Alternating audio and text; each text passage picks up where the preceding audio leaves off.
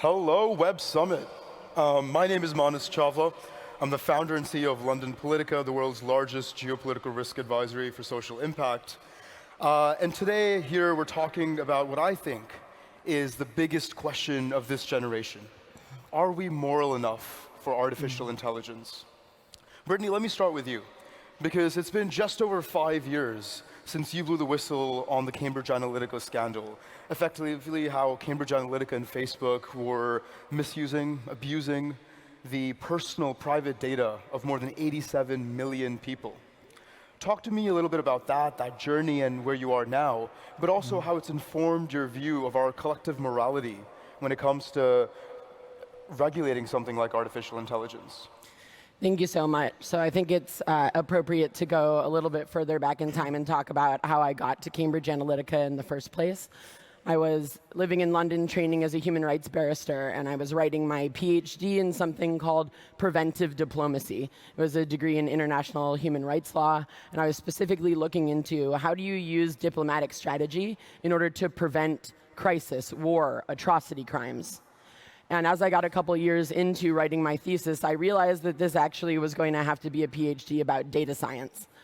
What data existed, how was it being modeled, what intelligence were we getting from that, and how real-time could we get that information into the hands of people who could make a decision and move fast enough to prevent atrocities from occurring in the first place.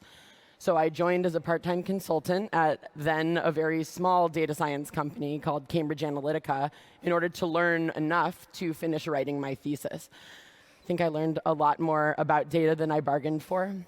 And over the 4 years that I was there, I slowly began to realize that the way that the data science industry works, where we do not have real digital rights, no data rights in the digital space, that our personal data, our most valuable information, can be bought and sold and traded around the world and then weaponized against us. So I started to see that the foundation of technology and the lack of legislation and regulation and enforceability of any of our rights in the digital space meant that the direction that the technology industry was going was incompatible with protecting human rights and civil rights. So that's how I ended up becoming a whistleblower, because I came from the human rights perspective, and how do we use these technology tools to make the world a better place? And I saw that because humans are fallible and know we are not moral enough to handle some of these tools without proper legislation and regulation, I saw that these are just tools, and it depends on the morality of the people who are employing them. Because of course, Cambridge Analytica had plenty of clients who did incredible things with data that were inherently positive. But then when it got into the wrong hands, data was weaponized to target people, to incite violence and racial hatred, to overturn elections, to create crisis instead of prevent it. And so it's my knowledge that until we have the basic definitions of data ownership, of fiduciary responsibility, of custodianship, of tracking and traceability, permission structures, transparency, and personal data monetization, if we don't have that first, starting to look at how data is input into algorithms built on algorithms with the complexity of artificial intelligence, we are in a very bad place because we have not yet decided to legislate and regulate enough on the basic building blocks that will take us to a moral AI one day. It's such a fascinating journey. Mandeep, let me turn to you, because you are a global authority on values. As you look out to the AI landscape today, do you think there is sort of a conceivable set of universal ethical values that can underpin the way that we develop and deploy AI? Fantastic question. Thank you, Manas. So we did a study. This is called the Values Compass, and it takes you through 101 different countries. This book helps you decipher all the positive values that are in you. It's not that a country only has only one value. For example, the value of respect from Japan that we might admire. Or we might admire the value of cleanliness from Rwanda, because after the genocide occurred, they actively made a decision to not say the word Hutu or Tutsi again, not to say ethnic words again. But they didn't just clean up their mind or their language. They cleaned up Kigali, the capital. They cleaned up the countryside. This idea of cleaning your whole way of being. Or the value of solidarity from Madagascar, or Harambee, togetherness from Kenya. We are each other's support system if we want to be. We have morality, we have compassion, we have creativity, and it's just about which value do you want to pivot on. So, for example, in America, many people go to America for the American dream, and the idea of pivoting until you get the right idea, and it being okay if you fail. Whereas that's not so okay necessarily everywhere else in the world. Failure is not as well spun or seen in other parts of the world. So the point of this is that it's a tool to help you find your core values. Why? Because you have all of these values within yourself. And you have over all of these values, and you can choose your top 5. So I just want to do a quick litmus test with the audience. Hands up if you think, actually, we are moral enough to use AI responsibly. Put your hand up if you think we are moral enough as a human species. I don't see many Oh, wow. OK, now put your hand up if you think we are not moral enough to be able to utilize AI.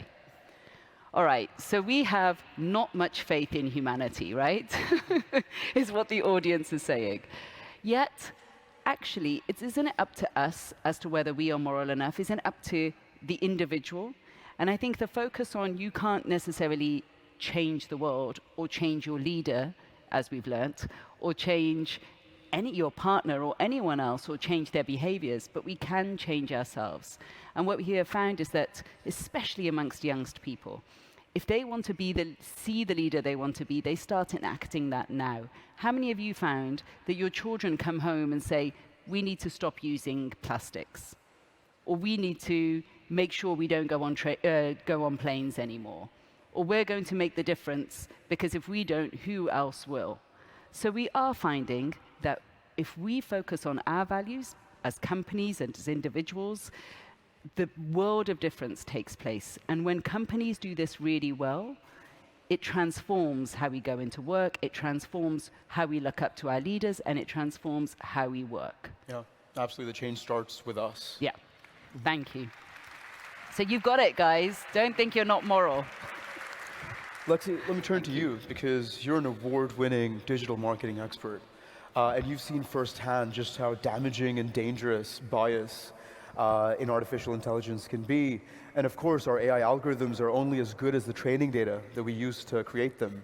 We were just talking backstage about how often data can be quite an ugly mirror for society. So just unpack that for me a little bit. What do you think about the problem of bias in AI? I think a lot of the problems we see regarding bias in AI actually exist in all technology. And I'm a search specialist, so the internet algorithms are a reflection of an aspect of humanity. But it's not a true reflection. It's, in some ways, an opinion that's designed by algorithms that's designed to serve whatever the user desire is. You know, there's a difference between getting what you want and getting what you need. And then when we look at the training sets, it's the people who've coded the training. So there's an issue there, and then there's the data it's learning from. But the data itself, how it is fed in, is determined by traditional Google optimization. We find if you have a strong presence on Google, you'll have a good presence, or that presence will be mirrored within AI. So our challenges are looking at what are the problems we didn't solve with internet search algorithms when we're looking at AI and how AI is feeding into that. But we can also spin this both ways. You know, a power can be used for good, or it can be used for bad. And if you go back 5 years ago and you searched pilot job and you clicked images, you wouldn't see many women in there. But that's changed now. And some of that has changed deliberately, with people trying to get more women into being a pilot. Therefore, there are more images. Some people have actively hacked those results so that that's changing. And therefore, we can use these both ways. If we have an objective and we know how the technology works, then it's actually the person using the technology that can make choices. The problem is that we also have economies and profitability playing into this. And that's always going to be a challenge, because where the money goes, we see that mirror certain behaviors within algorithms. I like how you bring it back to the structure that ultimately defines how we sort of choose what to do with AI. Brittany, when the Cambridge Analytica scandal broke out, you had a tremendous amount of face time with policymakers, with politicians, with regulators on both sides of the Atlantic. What did you learn from that? And when you look at something like AI, do you have confidence in our political leaders to be able to effectively create legislation to manage that? We can't trust legislators and regulators who know exponentially less than technologists to write the laws that are actually going to work and be implementable. In the crypto industry, we like to say, don't trust, verify. So instead of trusting legislators to do this on our behalf, we need to show up. As technologists, where we want the technologies we are building to positively impact the world, where we want them to be moral and ethical, where we want to do the right thing, we need to show up in Congress, in Parliament. You should show up and meet your regulators face to face. You should testify. You can do oral or written testimony. You can do it on Zoom now since the COVID shutdown. Get involved and show up for yourself on behalf of your company, your industry, your own personal moral values.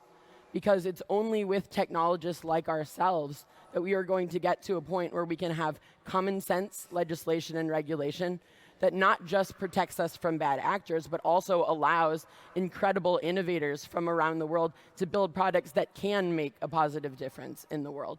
So we do have to show up, we do have to get involved, and I implore you that if you need a way to do that, please look at my website, ownyourdata.foundation, and it will show you, depending on your country, all of the different ways that you can get involved with the people who are making these decisions on your behalf, because they will regulate us without our input.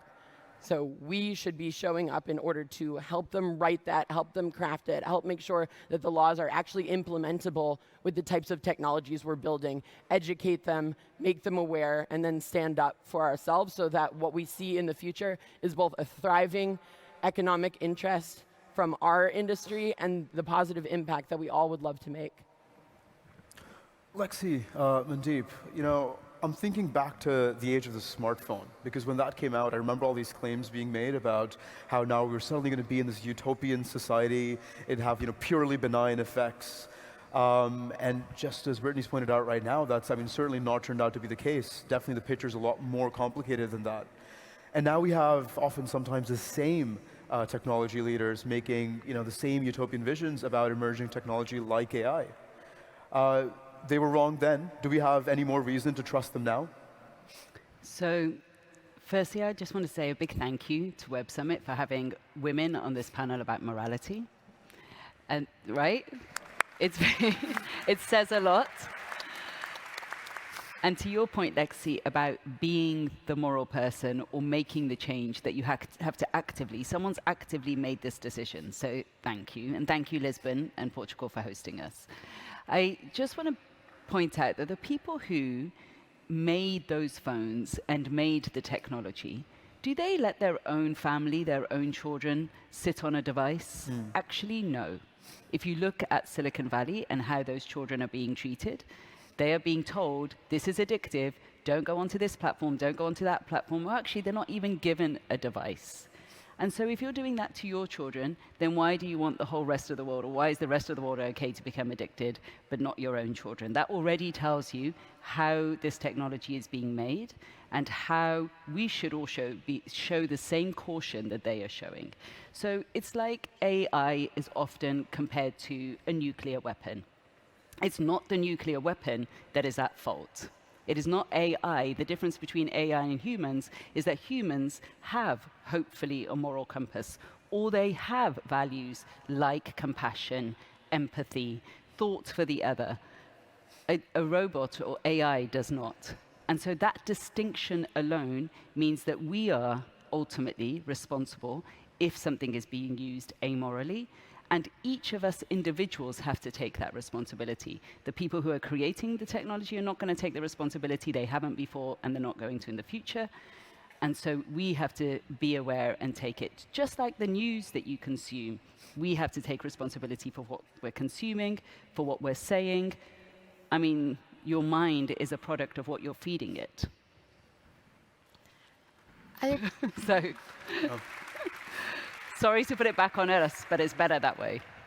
I think one of the greatest challenges we see right now is that with the way technology develops, AI, we don't always have a source. When we look back at the artist issues we've had this year about attribution, a lot of it wasn't coded to give a source. And you quite rightly said, we have to look at our sources, we have to be thinking and considering and be the actors ourselves. But the problem with AI is we don't always know that. And being able to verify things is really, really important.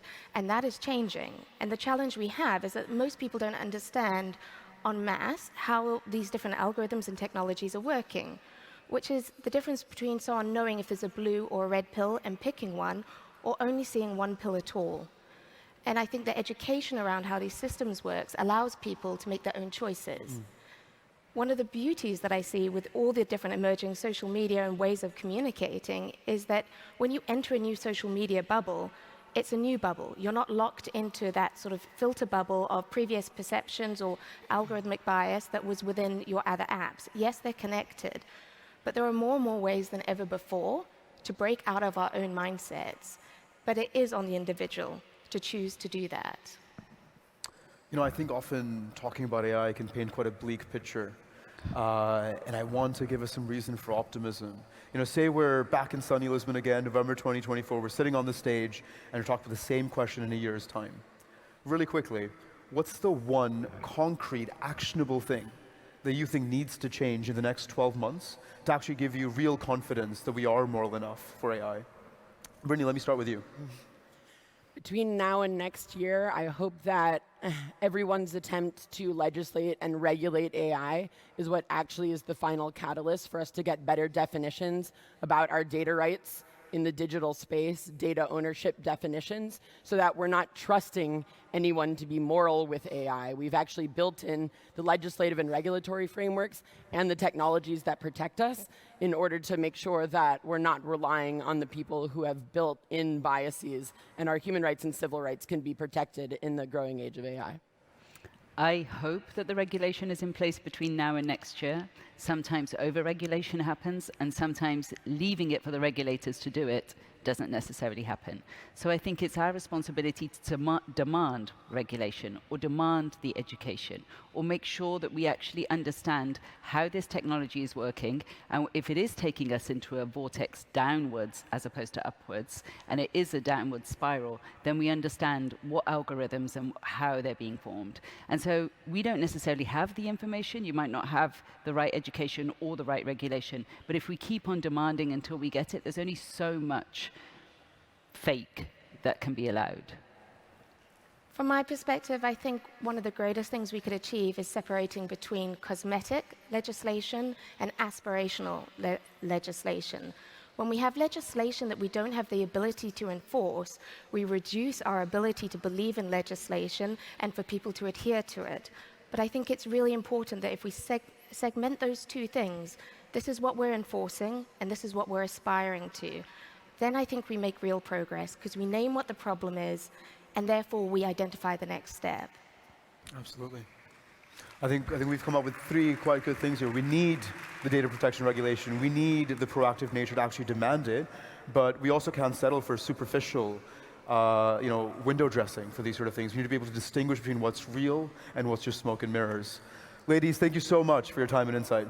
Thank you. What a great audience. Thank you all. Thank you, everyone. Thank you.